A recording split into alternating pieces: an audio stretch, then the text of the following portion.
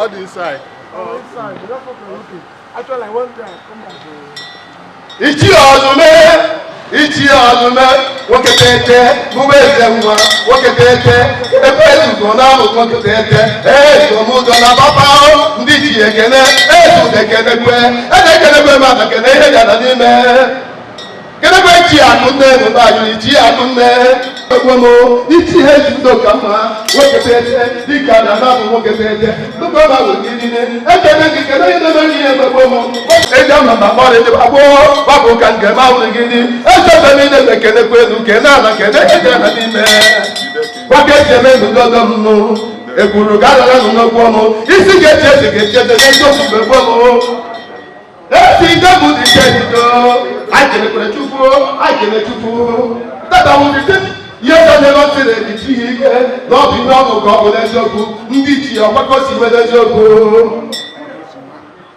ka anyị debe kene elu kene ala kene ihe dị ala niile ejichi ya akụ nne nwoke dị eke dị nke mgbe gbogbo ịnọ ọrụ oyibo na-emenụ ike ọkpụkpọ mmanwụ ọrụ oyibo ka ndị onye eziokwu ichi akụ nne dị nke mgbe gbogbo ọmụ ka ndị mmọnwụ ọmụ ka ndị mmadụ mmiri ọtọkwa ọchịcha Chineke ka ha emughị mgbe gbogbo ọmụmụ onye n'ụzọ na debe nkịtị mgbe gbogbo ọmụmụ mọtí ní gbogbo fún ìṣòro ìṣòro ìṣòro náà bá jáde ẹgbẹ́ ń lọ́jà ìlú káàmì kú lójó nínú ìsì gẹ̀ẹ́gẹ̀ẹ́gẹ̀ lẹ́jọ́gbù ẹgbẹ́gbẹ́ olùwẹ̀ ní káyọ̀ lẹ́jọ́gbù wẹ̀jú wọ́n ti máa dojú mẹ́pọ̀ mọ́ ọ̀sìn lọ́bọ̀ kàró wà mú lẹ́jọ́gbù láńgá alábẹ̀ mọ́ta yìí bẹ́ láńgá etí ewu ebiri láńgá etí gbèsè ewu ebiri ìbò nílẹ̀ ọdúnmọ̀dọ́gù ọdúnmọ̀fọ́ọ̀lù lọ́jọ́ nínú.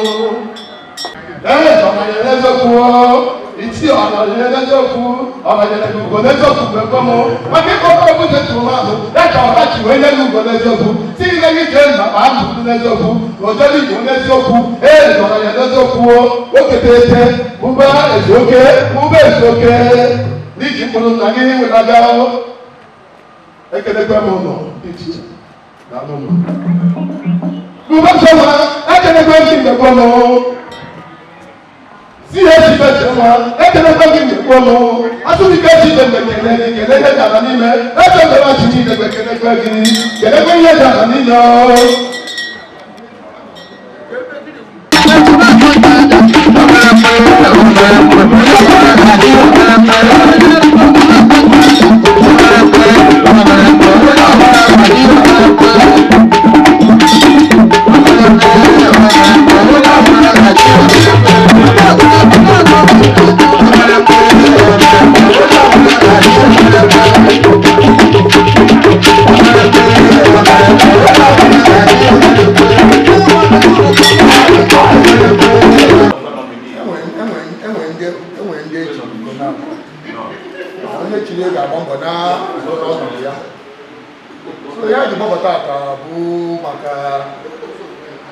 Imejupụta ihe dị n'ime Constitution Achịnata Human Constitution 2003 Section 128 ọ dị na page 76 o kwetere na onwe ndị a ga-akpọ n'oyibo Council of Chiefs, otherwise referred to as Advisory Council. Also, now, some people, this body shall consist of all deserving men and women who were honored with chieftaincy title by the Igbo as provided by Section 1062 of this Constitution. So over time, we're going to emere chiefs, we recognize as chiefs, based on the provision of Section 1062. We will measure this last one. And when men, ndị ọ na-anụ ọkụ n'obi na a ga-achịkọta ma ọ bụ onye mere ya na biye na a ga-achịkọta ọnụ dịka ofu ukwu azịza wee nwee ike bụgbuo kansel eri oge echiri anyị nọ iche n'iche nwere egosi na ha bụ kansel.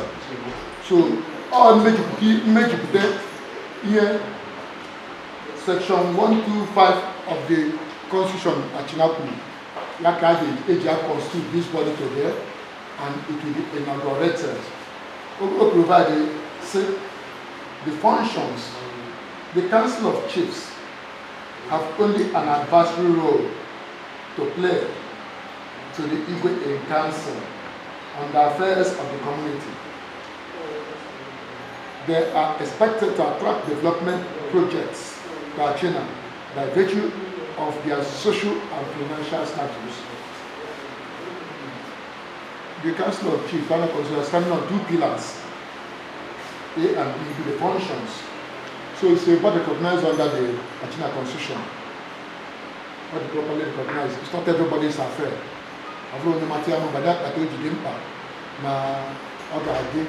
properly constituted and inaugurated. I will now say that now, no, you honor, go where I am. isi m na-achị na mba dịkwa ya okirikiri ịhọpụta ndị dị deserving, ndị kwesịrị ekwesị ime chief achị na-abụọ nke eji ego were ego. Onye na-abụ a member of the council, onye ada consultant as a member of the council of chief ga-ama na-ejiri ego wee gie. So ọ bụrụ na enye gị anya wepụtaghị maka na the well deserving of it. So mana ndị council of chiefs a wee zuru ezu na due to ọdịcha ụlọ mmadụ niile ka ọ ga-atara ị na-ebe ata mana anyị ga-akpa afa ndị niile kwesịrị ịnọ na this council. I will take one after the other until I get to the last one before I present her to the Ezidego of Achina. All are the mandate for you never have thereafter I now present them to Ezidego for him to now correct the performance. I start with Chief Don Hesse, Chief Oke Apalu, Romani Faye.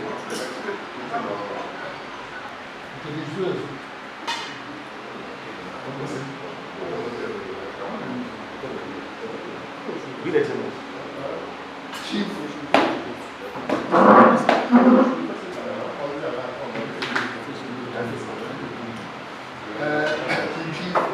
BC Ezelemu Eze Udoka Mma na Chego Jude Unebuchi Akwemwebe Nado Chief Pats Ọ̀pàlà Ebeduru Ọkụ ọ̀pọ̀lọpọ̀ dìgbà ní mú ní àmàrà àkọọ́lẹ̀ àkọ́kọ́ ọ̀pọ̀lọpọ̀ dìgbà ní dé máa bí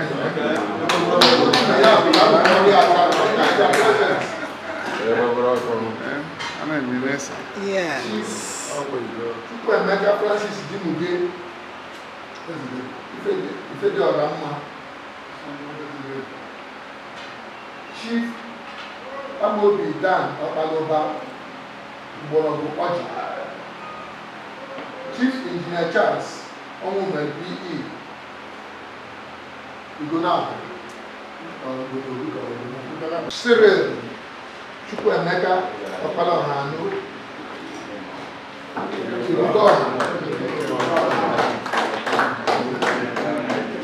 Chief Cletus Ezeobiora Eze Nwa Ugwumba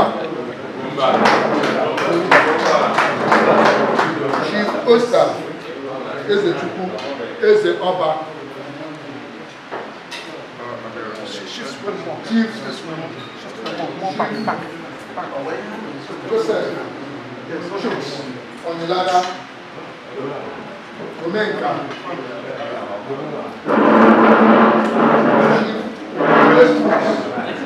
Umezekwe Enyi Mba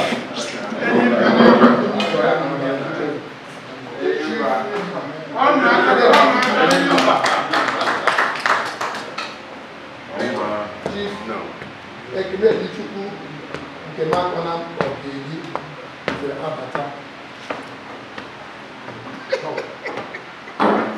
Chief Chris Ọkpalụigwe Udemba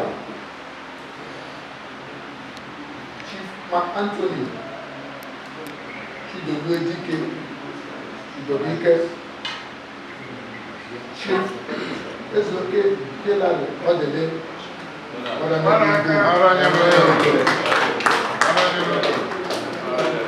Sebastian Ahamobi Ezechukwu Agụbata Chief Clement Ezechukwu Ezekor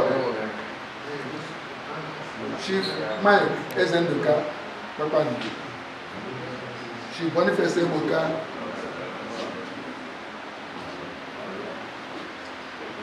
Omenka afụrụ anya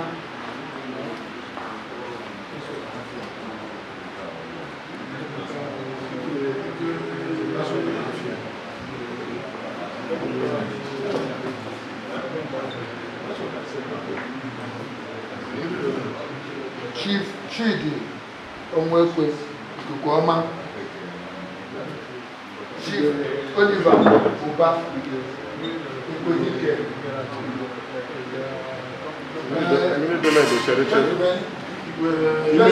Round of applause. Ọ na-aka.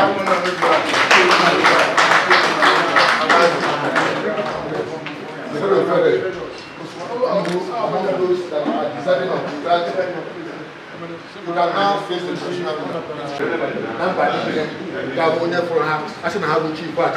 Yes, now you will chief batch. So that I need to put it. I know how to put it. Neither another have put this another money. May I have you?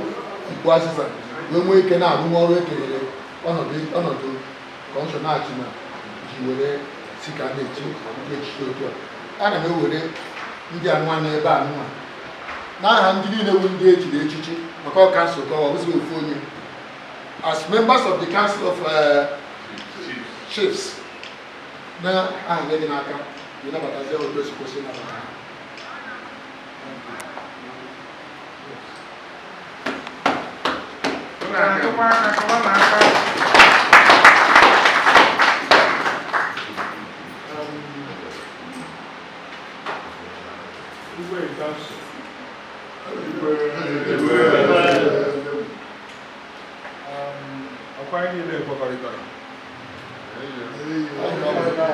Igwe nke nsọ ọkwa anyị niile ekwekọrịtara.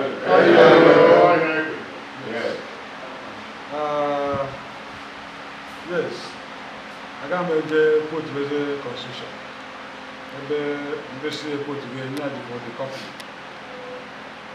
Ihe anyị nọ bụ fulfillment of the provisions of the constitution. We didn't create this.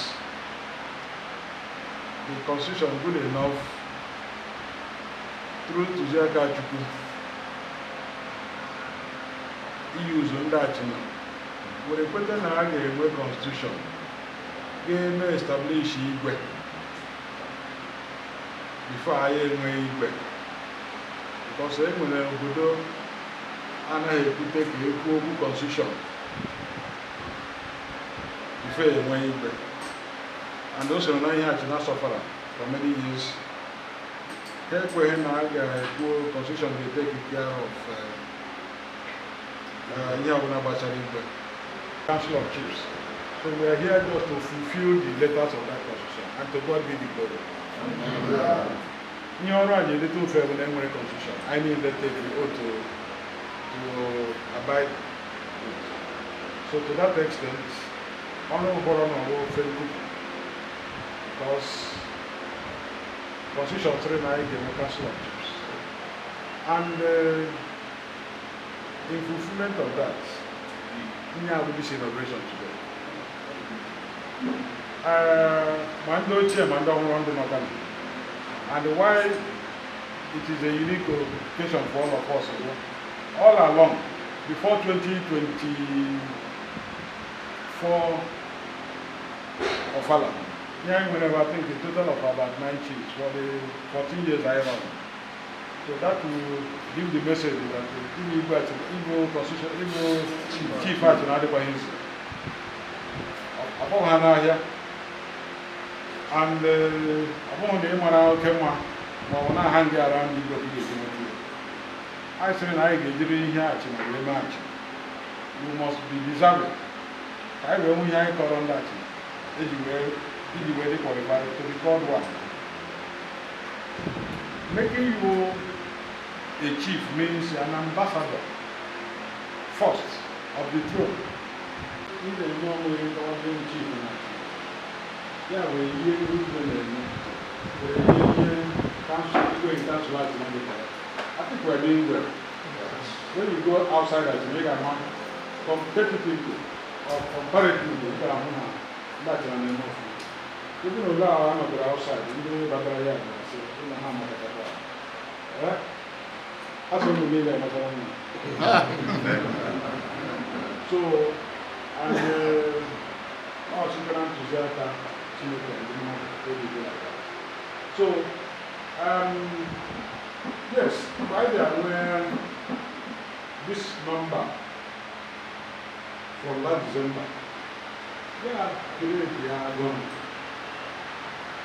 Who were organized, unu nwee leadership so that uru a ga-erite na enwere chiefs at ọ dị easy to harmonize. Mgbe niile anyị nwere mind, it's not as if ndị nọ there adịghị so serious, but the number they feel and ejikwa natural disability batacha ma ndị ahụ adịghị ma ndị ike like this. So yeah, the plate then Chukwu si eme amara I nwere this number and the number I nwere this last time akere aka site na ntụziaka mmụọ nsọ anyị nwee ndị kwupụtara anya ndị toro ogologo ndị na-eme efe ndị na-eme mmọnwụ unu nwere nze ga-echa ana m asịkwa unu congratulations. And it is good that at this juncture na anyị ga-eme unu inaugurate nwe ogologo ibe a na-asụ just to be on this throne enwe throne a ọkụ unu nwee and kịta nka na mmadụ eji ha rụgo ekpere so etu anyị nọ ya wee rigo hia wee ndị eji ọnụ ndị asị na anyị na-eme unu inaugurate naturally you can now fly and fly with wings. So that's what we have come to do today. So to that extent,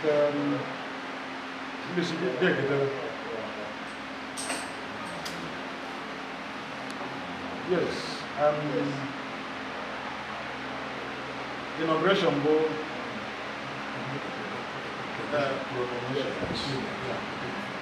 so actually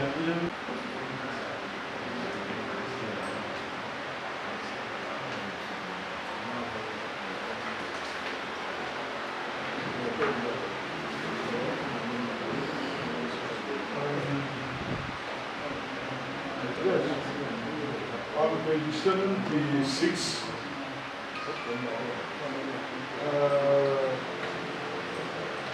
I can go 128.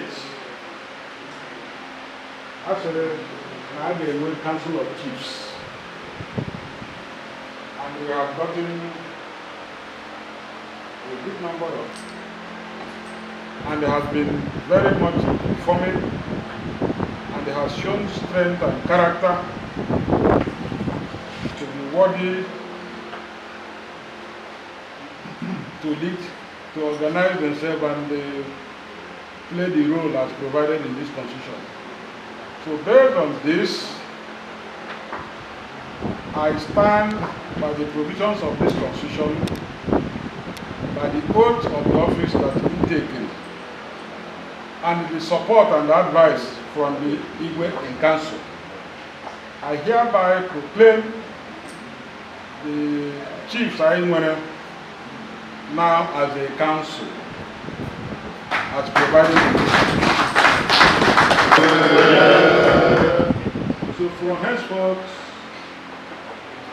I am now fulfillment by proclaiming the group as a council of chiefs. So, woman and woman are going over. Ndị dị constitution ha ga-egbu anya, the rules so very clear as the persons contained there. One of them that I know is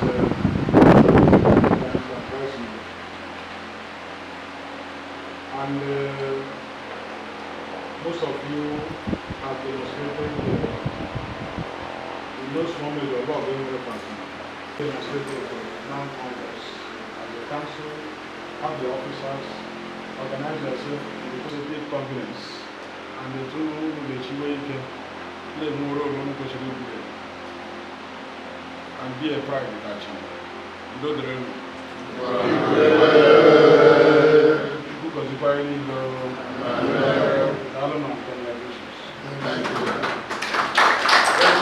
Good to come to all of you.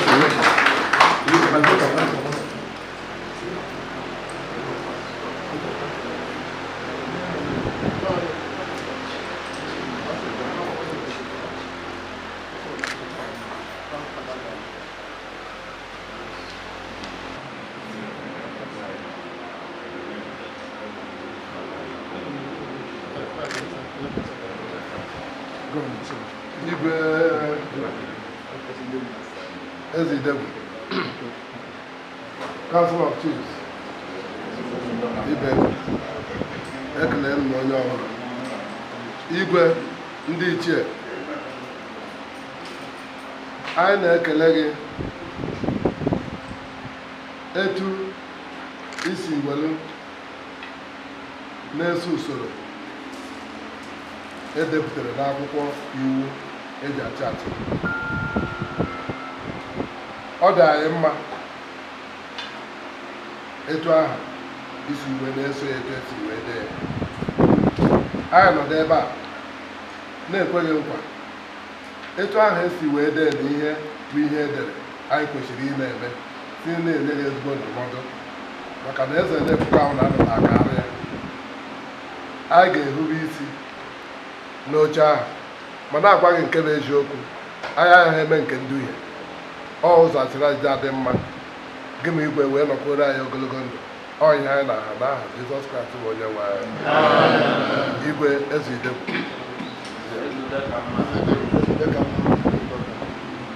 Igwe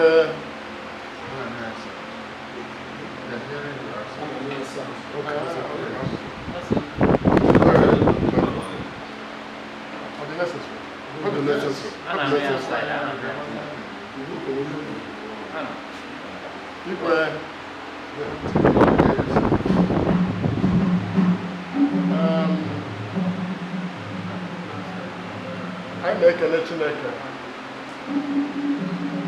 maka na Chineke na mmụọ Chineke malitere gị iji wee lechaa anyị anya kpọkụnata anyị si ka anyị bịa soro bụrụ ndị tozuru etozu iso wee dozie ihe ọchịchị achịna.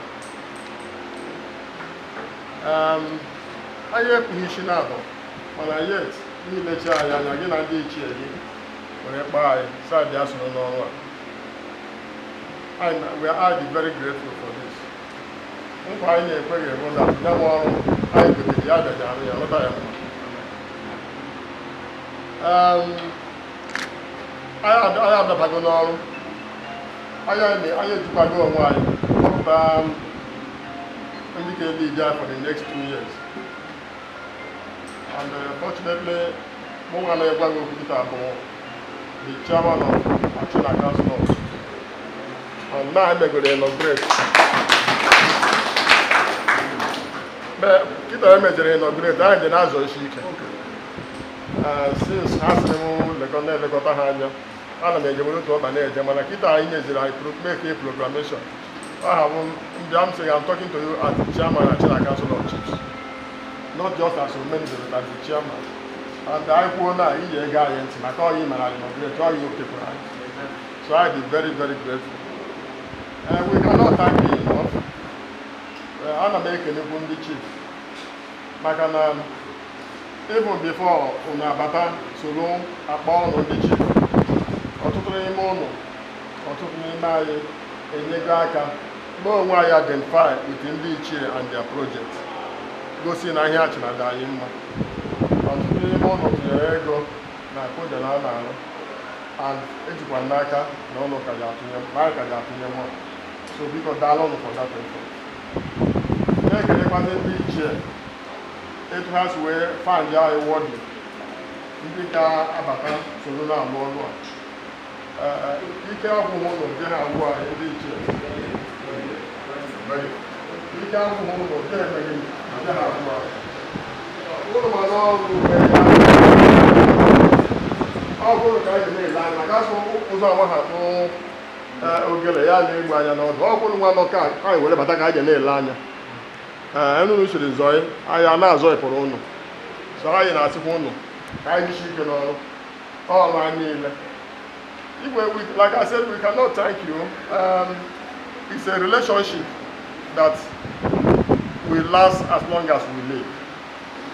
Ọ bụghị ihe ọ na-abụ obodo ndị ọzọ na-abịa eche ihe kwụọ ụgwọ achie gị chief ịgbagata gị tụwo ihe iji aka ọ ga-abụ obodo ahụ kpọọ ọrụ ka a na-echi ọgba ọfala ọsọ gị ije ọsọ gị ije mana nke nụnwa emeghị n'ime anyị tụrụ kọbọ nyere si na anyị jidere gonye nwantịn maọbụ nọọ nke ịta akwụ anyị n'ụbọchị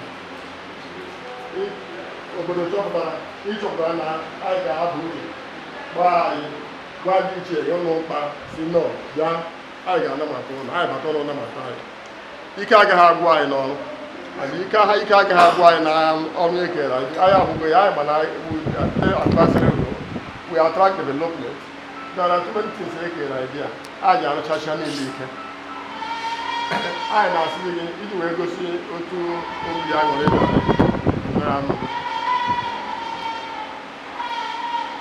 anyị ji ihe bụ ebe a were na ewu isi ya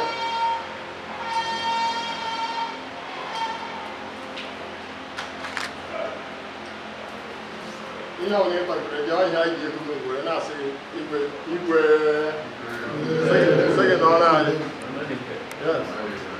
ndị ichie we can't do without you.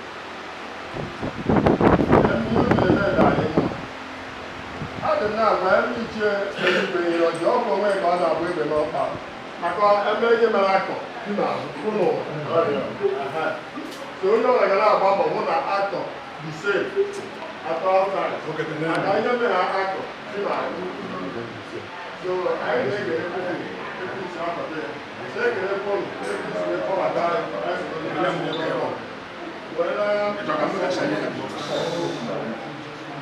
were na-asụ ụlọ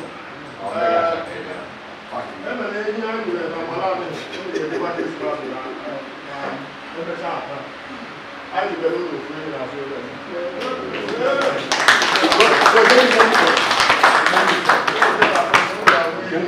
edere ka anyị dubere ya n'iche so biko were nye were tụkwara onwe iji wee gosi otu obodo anyị mma anyị very very grateful for ọnụ nyere anyị and we will cooperate with you. We will submit to this authority and your guidance. God bless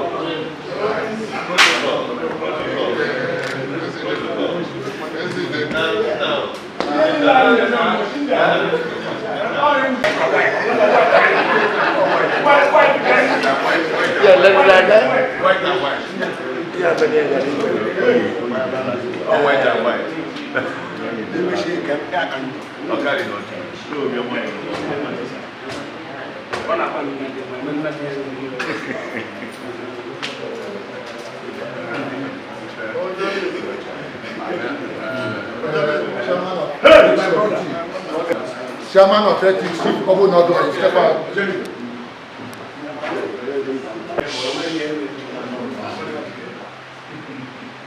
N'aka ji ọghọ Mbosi, ndị ichie niile, ndị Council of Chiefs, asị m unu niile nnọọ. The ATU Executive Bikoni, biko eje m eri nke ọnụ, ọ na-egbune m. Akwụ m ebe a n'aha igwe nke asọ were na-ekele Chineke nna onye nke mere ka anyị dị n'ụbọchị nke taa, maka na anyị dị ndụ ka anyị ji ekwu ihe anyị na-eme, were na-asị Chukwu ahụ na hụrụ nwa mkpọrọ abalị n'ole anyị sọ a ga-ahụ na njedebe, onwe ha ga-ahụ njedebe anyị. Mune na amen. So biko achọghị ka anyị kwube na okwu nnukwu maka ọsasọ ogologo adịghị okwu adịghị n'ụka mgbede. Ekele ka anyị jiri wee bịa, agaghị m ekwu karịa nke igwe kwuru ma ọ bụ nke mkposi kwuru na nke ụnụ nwa kwuru.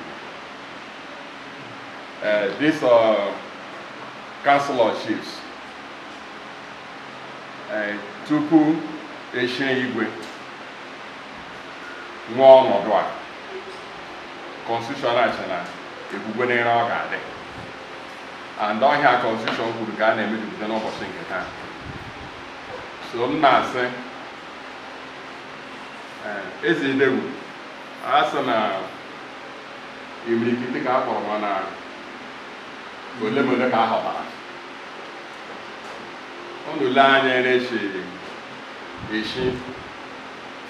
chifu n'obodo a abụghị na-esi echi ya na mba ndị ọzọ. M were na ya were gosi ọdị igwe anyị nwere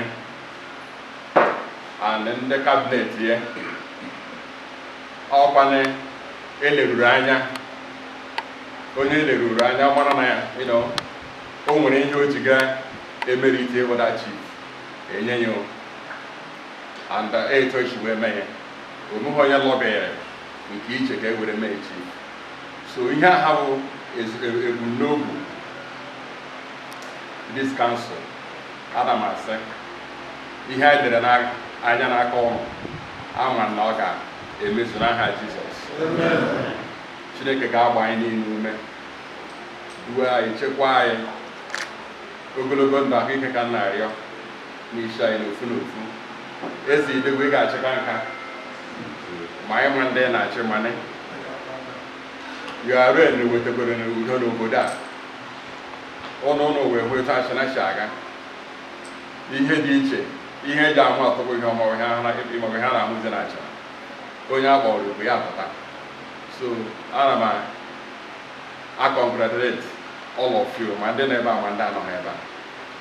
Laasị ihe ahụ edere anya n'aka ụmụ ihe ha bụ ebumnobi eji wee ọgbakọ ọnụ, anyị na-ele anya ụnụ ga-emezu ya mekarịa etu anyị si wee lee ya anya n'aha Jizọs. Na-ekelekwa ụnụ kwanyere anyị ehi sa ụnụ jiri gbara anyị n'uyi ya. So anyị kelekwara ụnụ, so ebe ụnụ si wepụta ya ma ego ụnụ jiri weta ya nwee ehi ụnụ kwanyere anyị. Chineke kwụghachi ụnụ mmadụ ka mmadụ. Mgbe anyị mekọrọ ugboro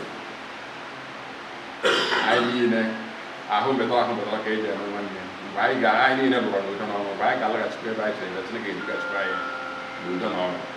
So biko achọrọ m ka m kwugo mọch, asị m anyị ga-adị ndụ achịna kwenu idegwu kwenu zụọrị rienu kachanụ.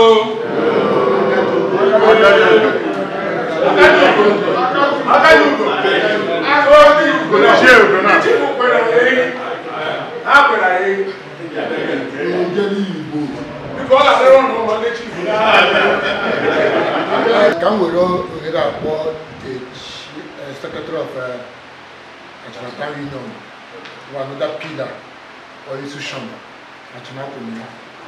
Come appreciate ndị chiefs anyị maka ọ dịghị easy. Or vice, yeah? I thought the secretary said. Ndị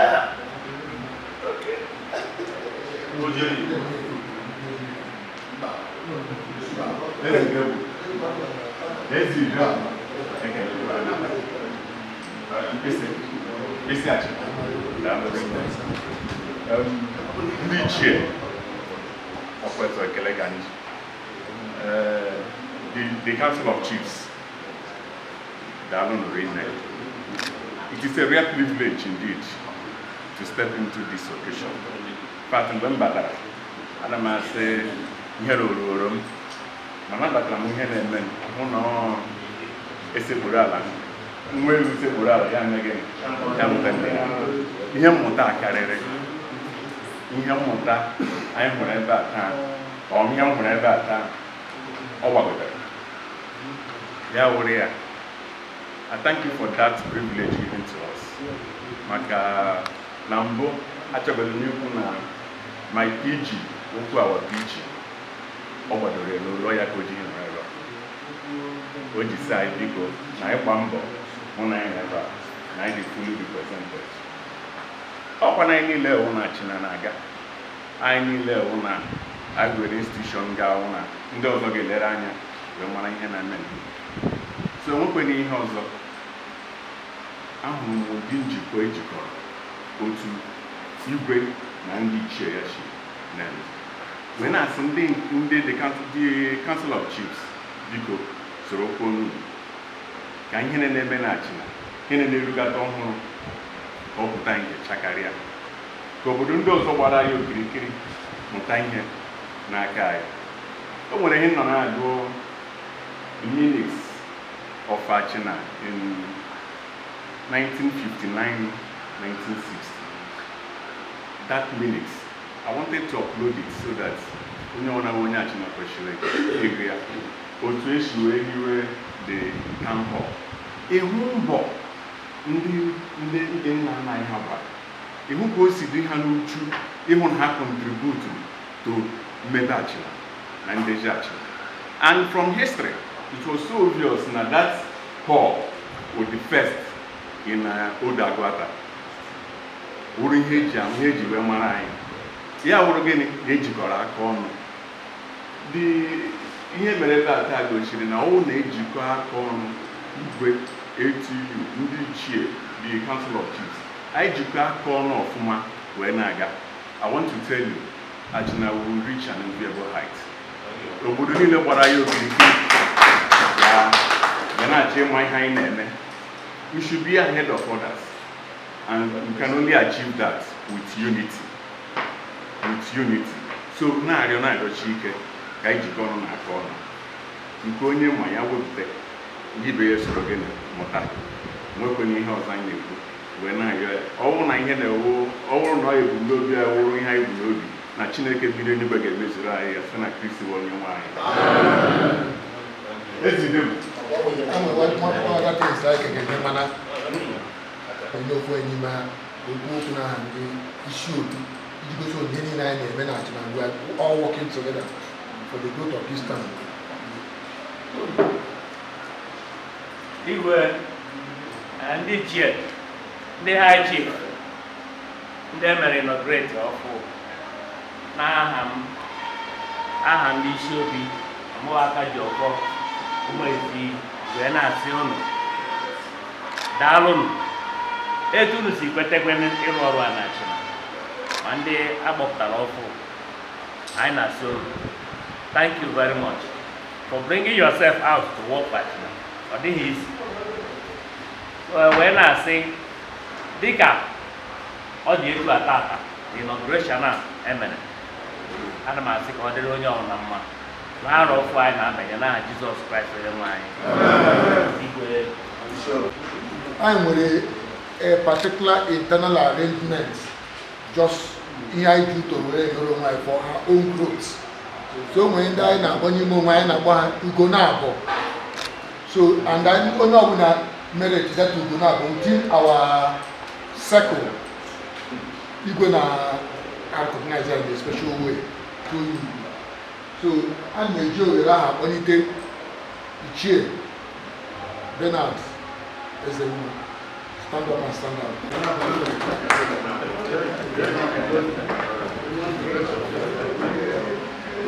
Igwe Nkwese. Hello.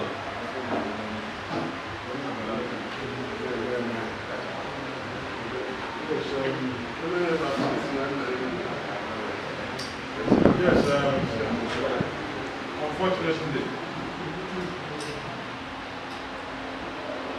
igwe kwesịrị ikwu olu na-abụta maka ọmụaka ọ gaghị ekwu echi. Ọ ga-abụ mgbe ọbụla o kwuru okwu ehihie. Sọọ nkwa anyị kwere ihe kwutere onwe anyị ka anyị na-efufi. Anyị sịrị na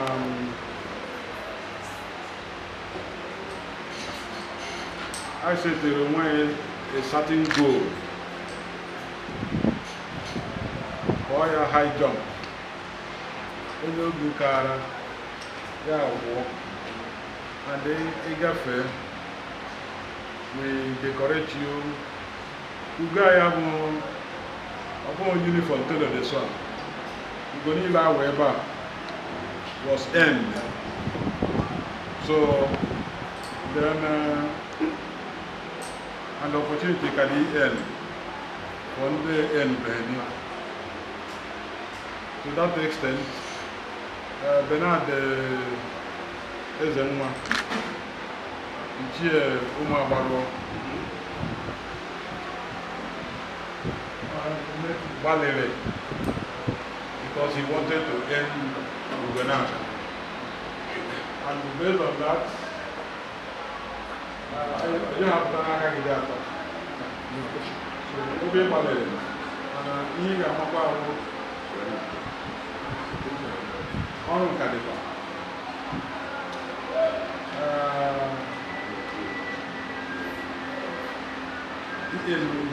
Extra means he can now strive. I will complete our job. Then I will carry the responsibility. Okay? We go here now. So what am I saying? Congratulations. Congratulations.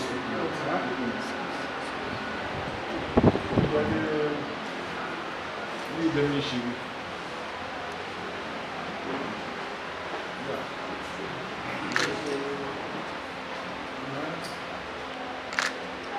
Dịka mkpọkọrịta anyị siri dị site na nkwalite ụlọ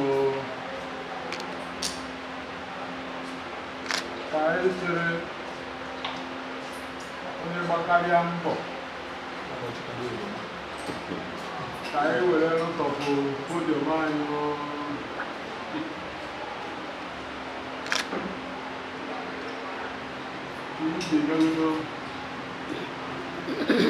maka nke ofu bụ nke onye ọbụla dị qualified to have.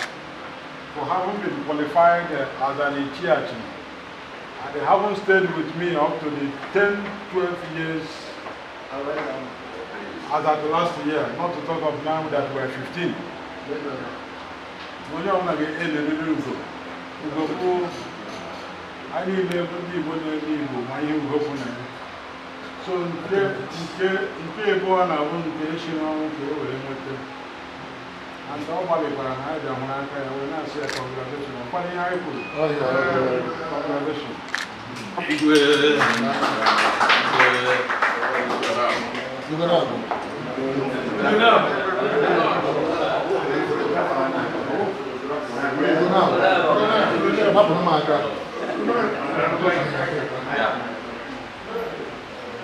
Igwe Ezidegwu Todd Nkwese,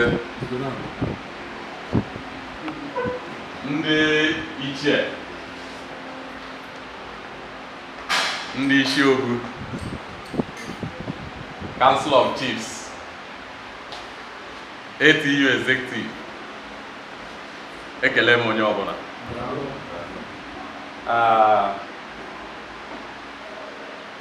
Obi tọrọ m ụtọ n'ebe ọ dị ukwuu today na akọnfamụrụ m dịka ugo na-abụ n'ụbọchị taa. Dịka Igwe kọwara, ọ bụ mbọ anyị gbara agba igwe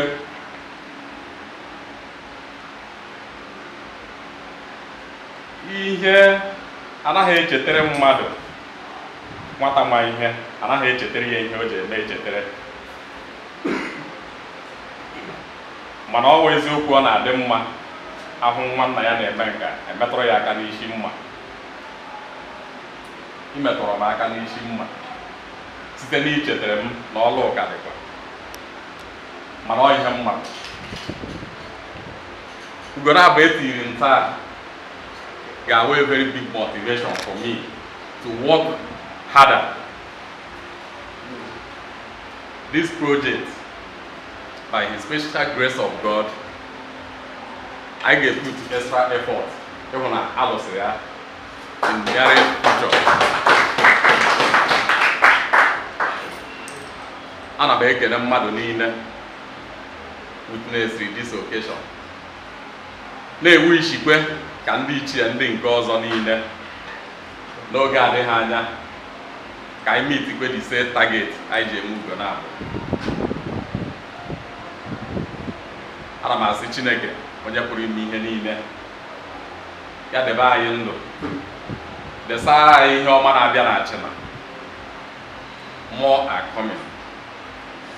N'oge na-adịghị anya a ga-eji Achịna na-ama atụ nke ebidogoro. Asị m ọ ga-adịrị nwoke mma dịrị nwaanyị mma n'aha Jizọs Kraịst onye nwaanyị.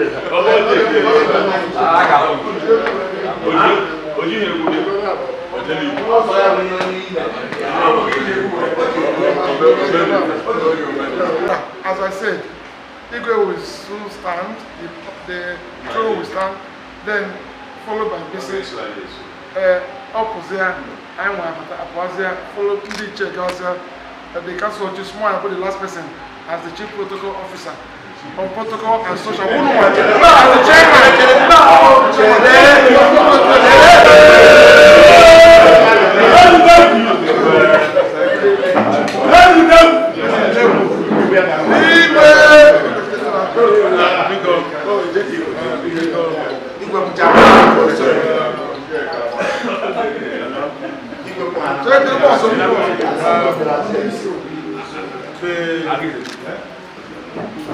I know na celebration period. Ọkwara ọha okwu foto cheta gị mgbe anyị na-ekwu okwu ikpeazụ. Omenye n'ije ha ajọ karịa na celebrative mood. Onye mere ma ndị mere mkpọta anyị na-atọrọ gị. anyị na-ewucha celebration. So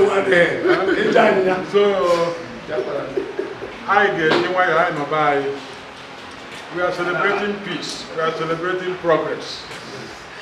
Ihe mmadụ ga na-ekwu okwu ka achịna makarịa ka ọ mara mma because that is progress. So, etu a ihe anyị kwadoro na ihe anyị megoro na-agosiri achịna is moving. So, anyị ga-apụ anyị pụọ n'iro anyị jiri nwayọọ mara na anyị nọ be anyị. Relax, crack jokes, and eat and wine together. One of the reasons why AG went that arrangement to Kandi Ichie and in the Council of Chiefs fraternize there and the bond there. Otherwise, it could have been a word from this chamber. No. But we said we will do our own Christmas together. We dine together, we wine together so that we can bond and crack jokes. Alright? So, in order to get that, I give you my opinion. Feel on at home. You can feel at home. And relax. And relax. Bye-bye, guys. Guys, you know where I'm going. He went on some not over there. Don't do that. I'm just waiting for you.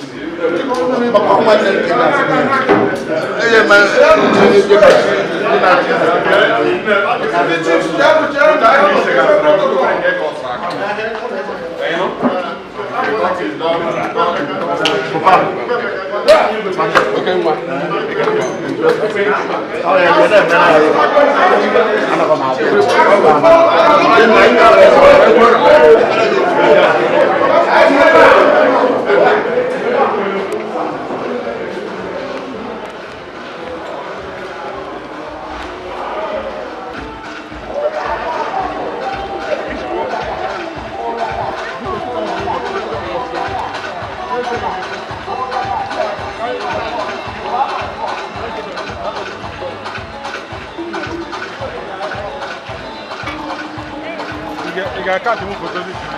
Yes, sir.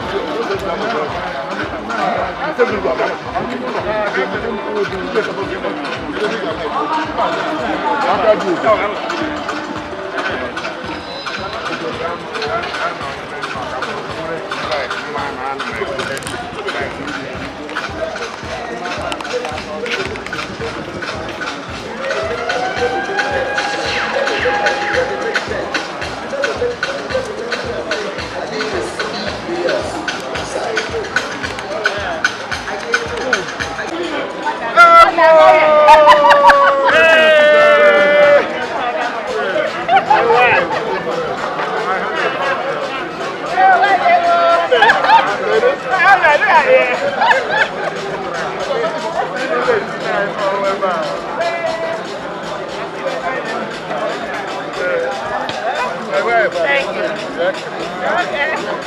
Okay. I can look. Thank you.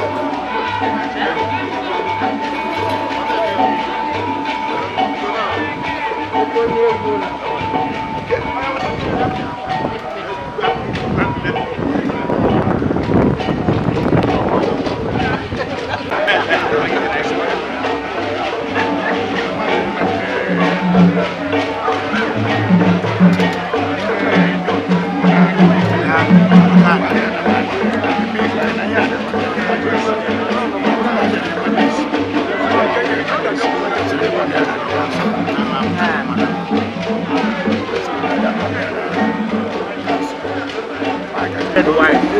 You want to take like what? To ask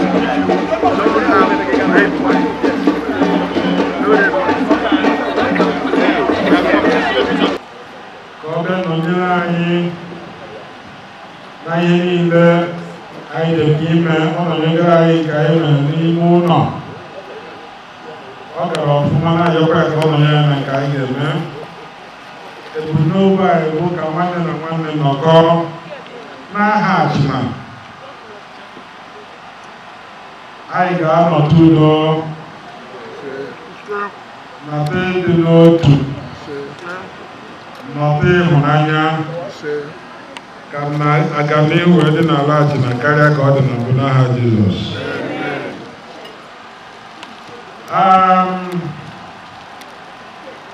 Nwa mgbe nta anyị baa na 2026 anyị na-ayọ ya ka o dufe anyị na 2026 ka 2026 karịa 2025 mma n'isi anyị dị n'iche iche n'ezinụlọ anyị dị n'iche iche n'isi ụmụaka anyị na n'isi achịcha niile ihe anyị emetacha n'ahụ ndị gara aga ka Chineke nọnyere anyị ka anyị meruo ya na 2026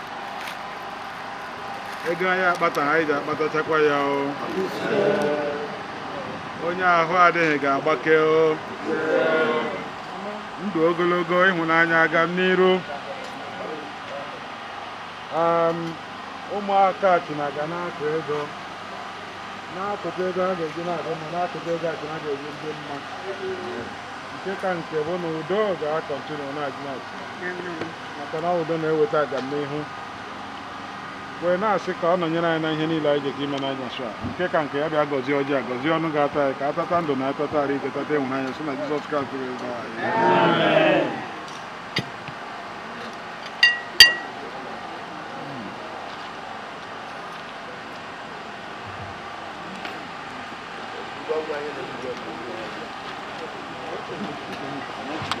Ọjị mgbara ịnọ ọjị mgbara ịnọ biko tụọ onye igwe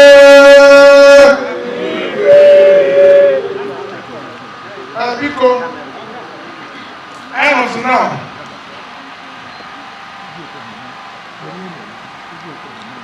igwe aghọtala anyị ọjị emesi ọjị eruo ọrụ n'aka ọjị bụ ọjị ngozi onye metụtakwa nwanne ya ịda n'aka nri ịdọta ọganiru ịda n'aka ekpe ịdọta ọganiru ime n'iru ịnata ile n'azụ ịnata onye ka ji wee nọrọ ụtọ nwanne na nwanne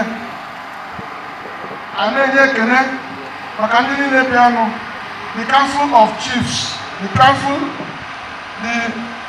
Council of Chiefs the senior members of ATU ESCOs hereby present, including our able Vice President of Atuna Union, in the person of my son, the only doctor with certificate. You are welcome, sir. Yes. And then we are welcoming all the people in council, both the senior and the junior. All the people in council, welcome all of you in Jesus' name. We are welcoming the laws, the chief missus. All of us are and another tune. Now for Jesus. If I were Rika, I am not China. I am a Moses, but I am a so because when you know and anything each on I'm your humble protocol chairman of protocol and social. I want to hear them. So meet them normally when you need it. I urge Naga, Kamaya Nasia, Namira Nawan, only Kermoten Mime, Kamal, Ikoromoten Mana, Kaimalo, Ikoromotoji, Kaimalo. One night walker, the chair. The greatest chair advertise one of Fatina. Obagina Lolo, no. Yes. Then I love ya. If you walk here, if you go to the Tanya, when they can go, you see any.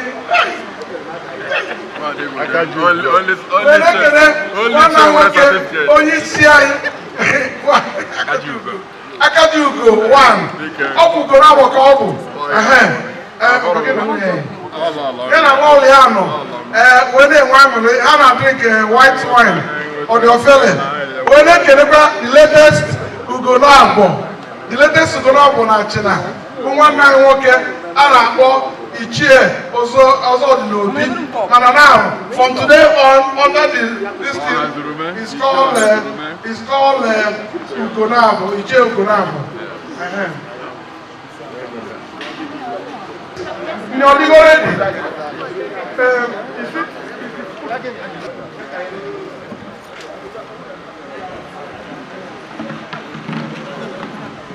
Because of the right now, I went because they're into you. I went in the I went in Dudu. I went at home. I went in the love rice.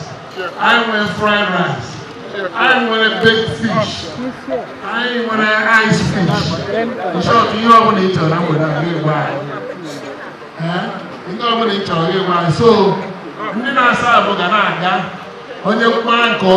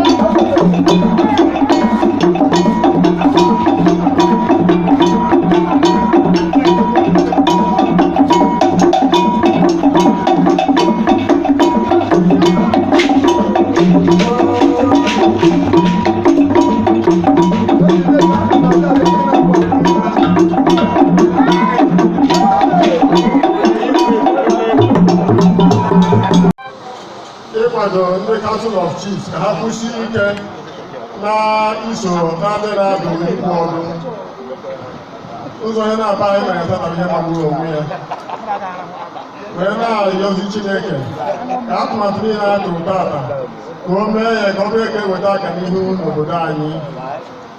Anyị na-ekele ndị siri nri anyị, anyị na-ekele ndị kere anyị mma anyị, anyị na-ekele ndị njem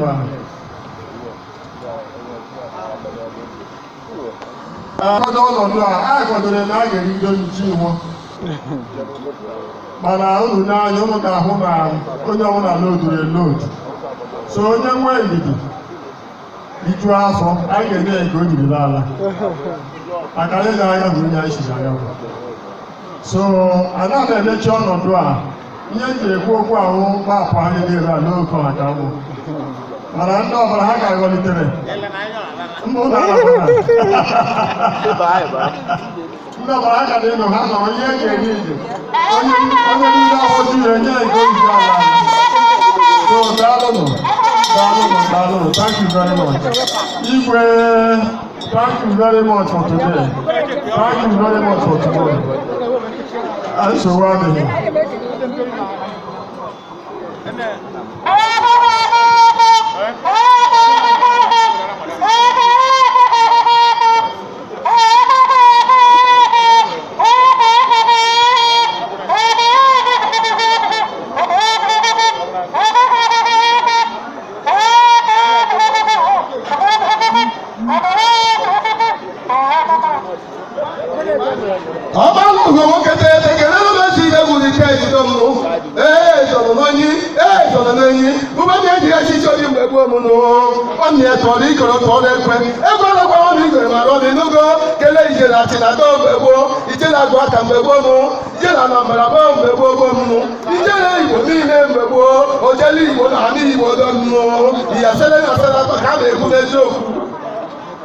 Ọkùlọ́ka kẹlẹ́sì ìdẹ́kùn ti jẹ́ ìjọ mú.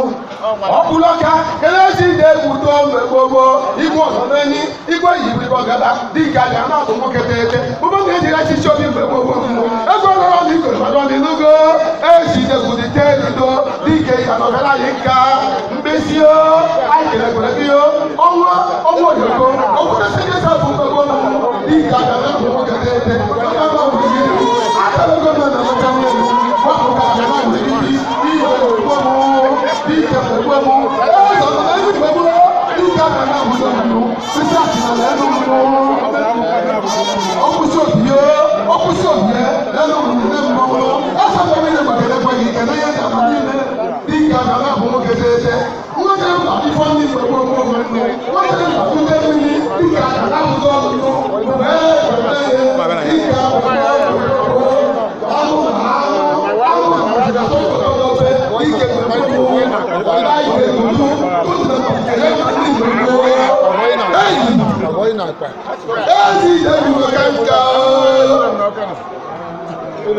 ọsọ nọdịrị nwa kedu osi na-egwu nwoke tete dịke na gbọgbọgbọgbọ nwoke tọrọ ịtụrụ tọrọ ebe mụba ọmụmeni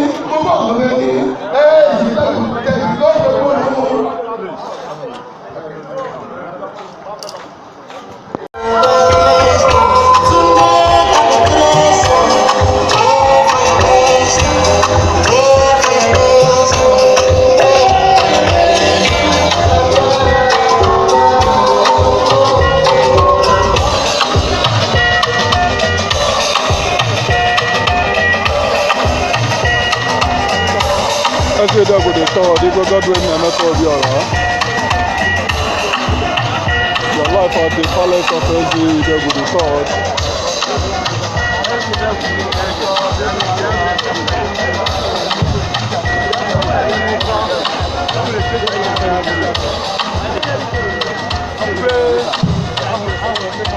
Good evening. One more time to our guests first. Then the Nietzsche, all the members of Council of Chiefs. And lastly, Igwe Ezi Idegwu III. What a beautiful song we played for you. Well, ladies and gentlemen, we have eaten.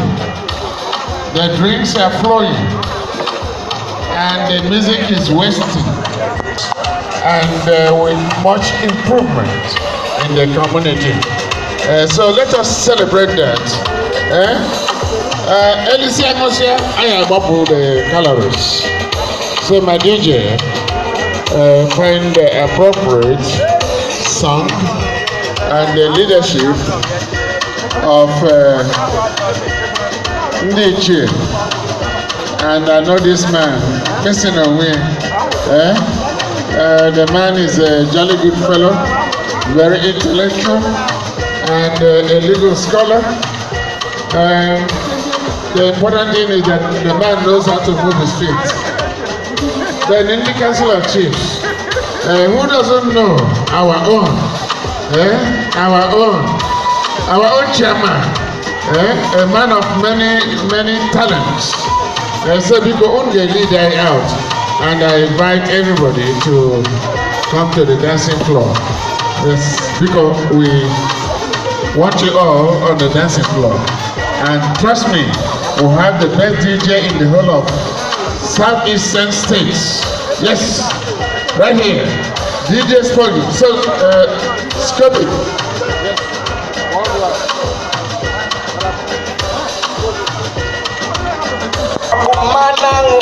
But your beat is for busy. Are you busy than the Kim Anyaso? Ofujian, they make you offload. Are you telling me you're busier than the Zenko? You don't make a leader in alone.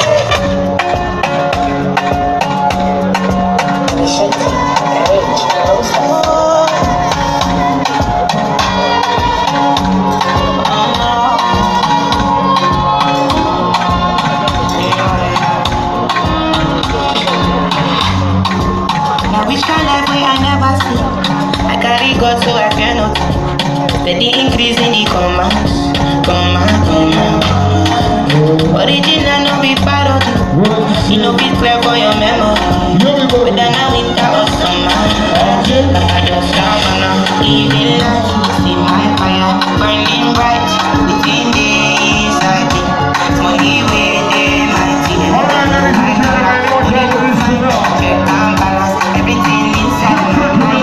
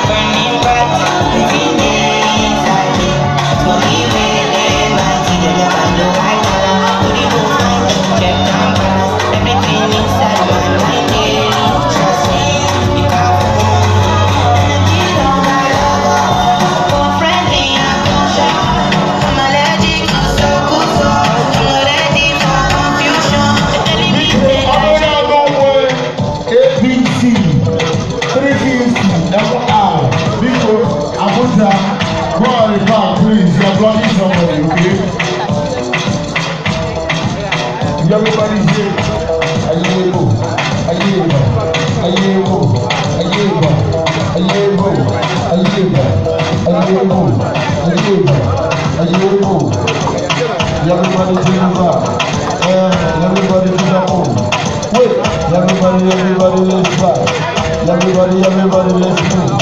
Look at you. You look at that. You look at you. You look at that. You look at you. You look at that. Now the dance, and you shall be the dance. Now the dance, and you shall be the dance. Now the dance, and you shall be the dance. Oh yeah, you shall come around. Be a dance. You shall come around. Be a dance. Everybody say what? It's your big brother. No.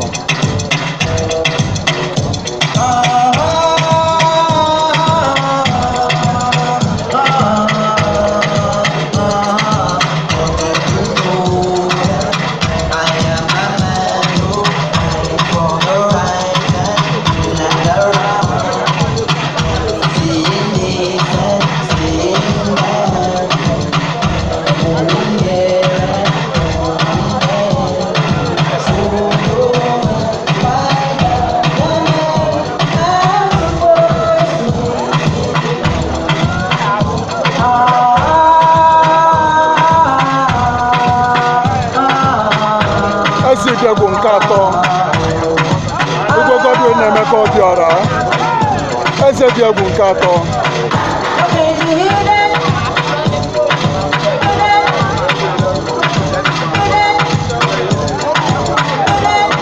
Igwe na-abụ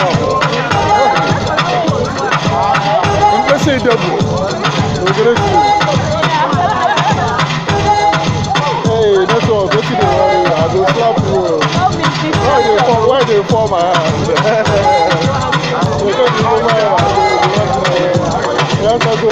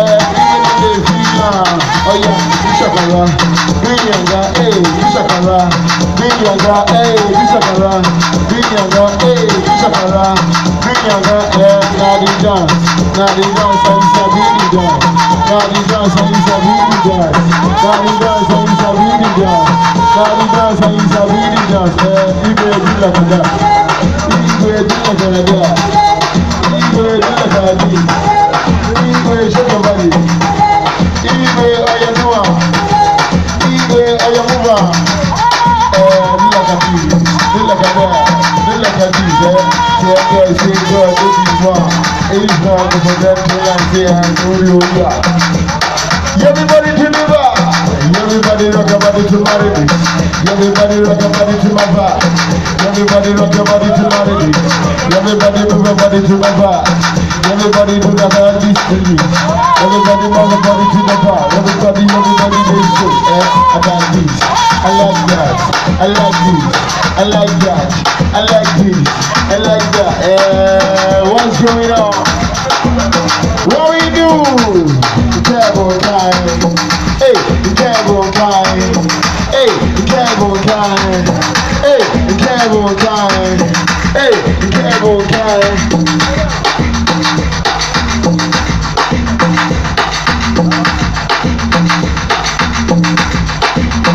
Oh my God. Look at that.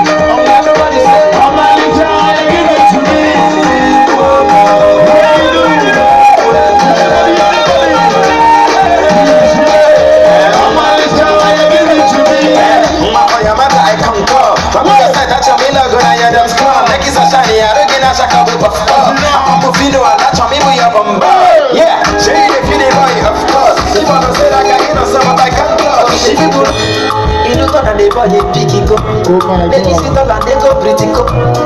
One of man of a cake really go. All in a level of a gym go.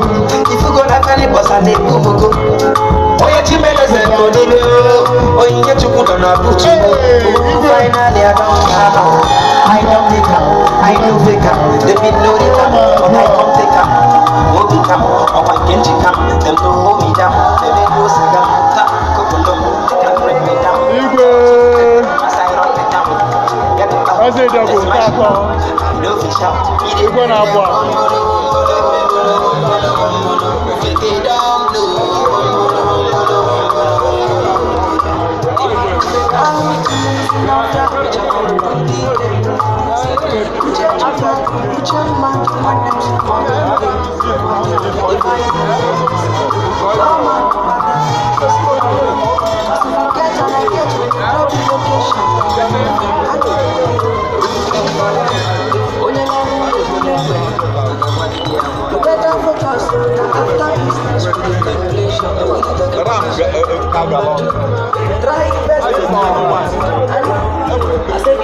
The senator, Eddie Akwara, Noko Mado, our own brother, no,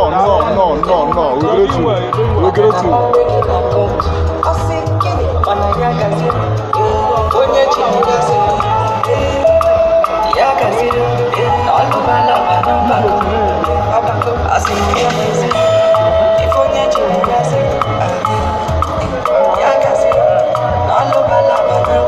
Shuttle bus UNN AJ Biko go and repark. Omonye block Biko shuttle bus.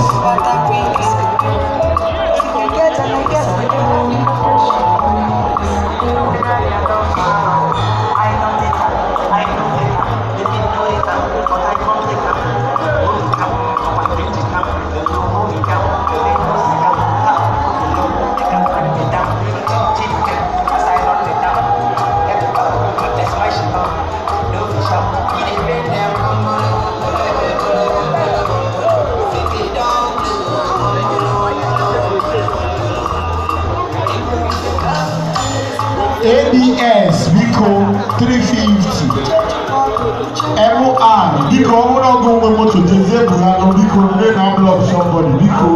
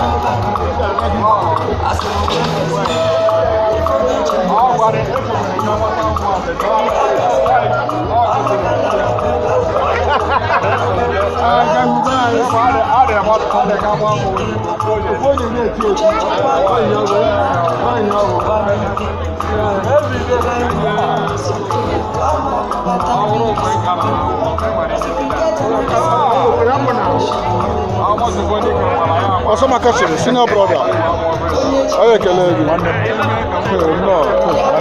No, come on.